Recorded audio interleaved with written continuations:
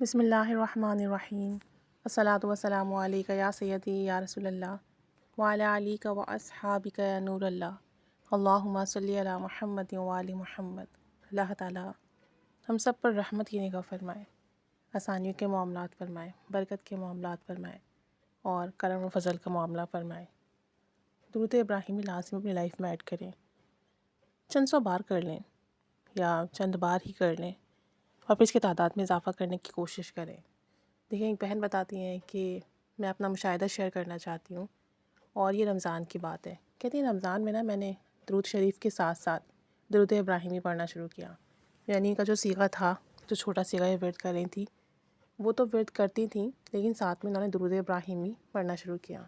تو کہتی ہیں کہ جس وقت میں درود ابراہیمی پڑھتی نا، اس وقت مجھے اپنے پاس سے خوشبو آتی، اور تقریباً رات کے وقت میں لازمی خوشبو محسوس ہوتی۔ کہتی ہیں پہلے تو میں ڈر گئی، سوچنے لگی شاید کہیں باہر سے خوشبو آ رہی ہے یا جو ہے کسی نے شاید عطر یا پرفیوم لگایا، لیکن بات یہ کہ رات کے 1 بجے خوشبو کا آنا، اس وقت کون خوشبو استعمال کرے گا۔ بہرحال جب میں نے زیادہ غور کیا تو مجھے احساس ہوا کہ جہاں میں درود شریف بیٹھ کے پڑھتی ہوں اس جگہ سے خوشبو آ رہی ہے۔ کہتی ہیں کہ خوشبو کا سلسلہ چلتا رہا، پورے رمضان اسی جگہ سے خوشبو آتی رہی جہاں میں درود پاک پڑھتی تھی۔ کہتی ہیں کہ عید کی رات بھی مجھے درود پاک پڑھتے ہوئے خوشبو محسوس ہوتی رہی۔ کہتی ہیں عید کے تیسرے دن ظہر کی نماز کے لیے میں نے وضو کیا اور میں نماز ادا کرنے کے بعد درود شریف پڑھنے لگ گئی۔ کہتی ہیں ابھی میں درود شریف پڑھ ہی رہی تھی کہ مجھے بہت نیند آنے لگی، ایسا لگا جیسے کوئی مجھے سلا رہا ہے، اور میری آنکھ لگ گئی۔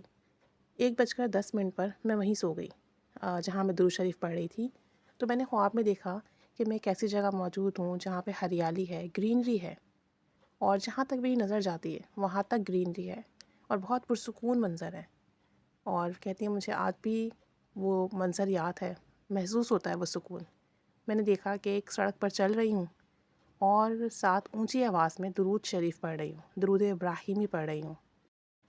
کہتی ہیں میں دیکھتی ہوں کہ روڈ کے دونوں طرف پانی بہہ رہا ہے، اور پانی اتنا صاف ہے، اتنا کلیئر ہے کہ اس کے نیچے جو چیزیں وہ بھی نظر آ رہی ہیں، درخت نظر آ رہے ہیں۔ کہتی ہیں میرے ذہن میں منظر نقش ہو گیا۔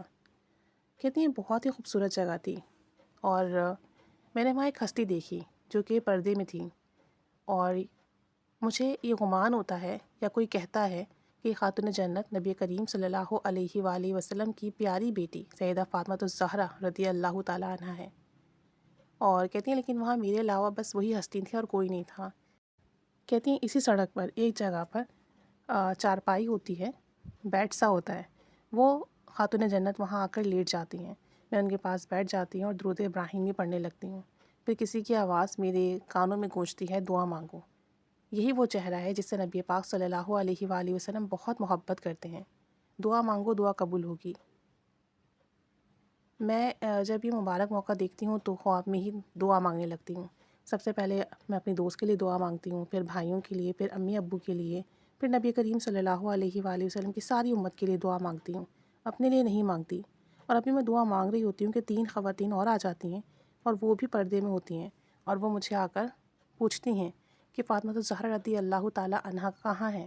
تو میں کہتی ہوں کہ وہ سو رہی ہیں، وہ تینوں چلی جاتی ہیں، اور پھر آپ جو میرے پاس تھیں وہ مجھے دیکھ کر مسکرانے لگ جاتی ہیں اور میری آنکھ کھل جاتی ہے۔ کہتی ہیں جس وقت میری آنکھ کھلتی ہے اس وقت بھی میں درود شریف پڑھ رہی تھی۔ کہتی ہیں اس خواب کے بعد میری کیفیت بہت الگ ہوئی، اور بتاتی ہیں کہ جب میری آنکھ کھلی تو تقریباً 1:50 کا وقت تھا۔ پچھلے سال بھی بتاتی ہیں کہ مارچ کی بات ہے، میں ریسرچ آرٹیکل انٹرنیشنل جرنل میں نے جمع کروایا تھا، اور پریشانی کی بات تھی کہ یہ آرٹیکل پبلش نہیں ہو رہا تھا، نہ ہی ریجیکٹ ہو رہا تھا، اور مجھے کوئی انفارمیشن نہیں تھی، اور مجھے بہت ٹینشن تھی کہ آخر اس کا کیا بنا۔ مطلب آگے جہاں انہوں نے سبمٹ کرایا تھا وہ جو ٹیم تھی وہ ان سے کوئی تعلق نہیں رکھ رہی تھی، کوئی انفارم نہیں کر رہی تھی کہ آرٹیکل سبمٹ ہوا ہے، ریجیکٹ ہوا ہے، پبلش ہوا ہے یا نہیں۔ کہتے ہیں اسی پریشانی میں بہت سارے دن چلے گئے، اور عید کے کچھ دنوں بعد میں درود ابراہیمی پڑھتی رہی، اور اس کی برکت سے مجھے آرٹیکل میں کامیابی ملی۔ کہتی ہیں عید کے 3 یا 4 دنوں کے بعد کی بات ہے، ہم سب بیٹھے ہوئے تھے، باتیں کر رہے تھے، اور میں درود شریف پڑھ رہی تھی۔ کہتی ہیں مجھے پھر سے وہی خوشبو آنے لگی جو رات میں آتی تھی۔ میں نے سب سے پوچھا، جتنے لوگ میرے آس پاس تھے، کیا آپ کو بھی یہ خوشبو آ رہی ہے؟ سب نے نفی میں جواب دیا، سب نے کہا کہ نہیں ہمیں تو کوئی خوشبو نہیں آ رہی۔ کہتی ہیں کہ میں نے کہا مجھے تو خوشبو آ رہی ہے، آپ لوگ کو کیوں نہیں آ رہی؟ کہتی ہیں کہ کسی کو اس میں سے کوئی خوشبو نہیں آئی، صرف مجھے ہی محسوس ہوئی۔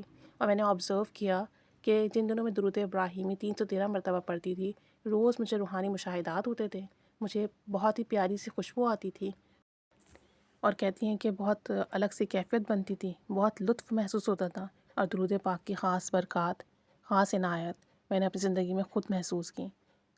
تو یہ معاملات ہیں، اگر آپ درود شریف محبت توجہ سے پڑھتے ہیں، اچھی تعداد میں پڑھتے ہیں، تو اس طرح کے معاملات ہوتے ہیں۔ پھر آپ اگر گناہوں سے بچ رہے ہو، بری عادتوں سے بچ رہے ہو، حقوق اللہ کے ساتھ ساتھ حقوق العباد کا بھی اہتمام کر رہے ہو، تو پھر زندگی میں درود پاک پڑھنے کی کامیابیاں ہی الگ ہوتی ہیں، مسرتیں ہی الگ ہوتی ہیں، کام بننے کی تاثیر الگ ہوتی ہے۔ اگر آپ دیکھنا چاہیں تو جب آپ دنیا کے معاملات بھی درست رکھیں، دین کے معاملات بھی درست رکھیں، اور پھر آپ درود شریف پڑھ رہے ہوں، تو پھر آپ کو بہت جلدی تاثیر بھی ملتی ہے، فیض بھی ملتا ہے، کرم کے دروازے بھی کھلتے ہیں۔